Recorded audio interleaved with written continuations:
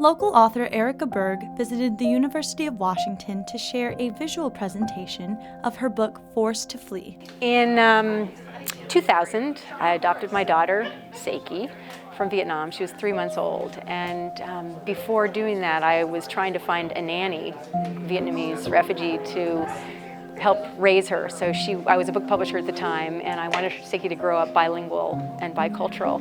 So I started teaching English at Rio in the evening while publishing in the daytime. And in the process of trying to find a nanny, I fell in love with working with refugees. Erika then became the founder of Refugee Youth Empowered, where she traveled to various parts of Southeast Asia to learn the struggling stories of youth refugees. We were stationed, really based in Mae Sot, which is a border town along the Thai-Burma border. It's called Little Burma, actually. And we facilitated workshops. I mentioned earlier, great diversity of venues. So they were in boarding houses, and there was a shelter for kids who'd been trafficked, clinic, beside a mosque, in a city dump. The more diverse the venues, the more diverse the issues that were illustrated by the paintings that the children did in the workshops. One of the paintings featured in the book was by Kwe Say from the UW Burma Myanmar Student Association. I was in Thailand for about 3 years. I was probably undocumented. I lived there as a refugee, so I have to apply United Nations to become refugees. And then my mother sponsored me to get here. So I didn't go to school or maybe just stay there, just waiting to get resettled in here.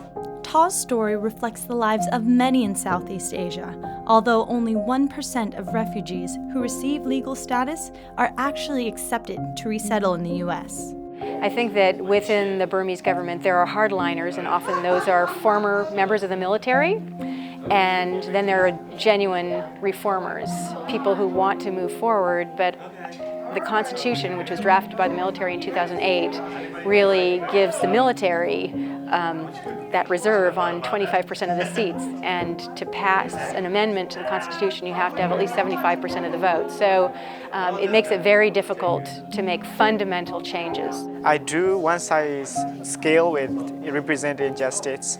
The second one is violent, which is, and also the person with the blindfolded, and that represent we cannot see the truth with your eye, but sometimes we have to believe that change is going to happen.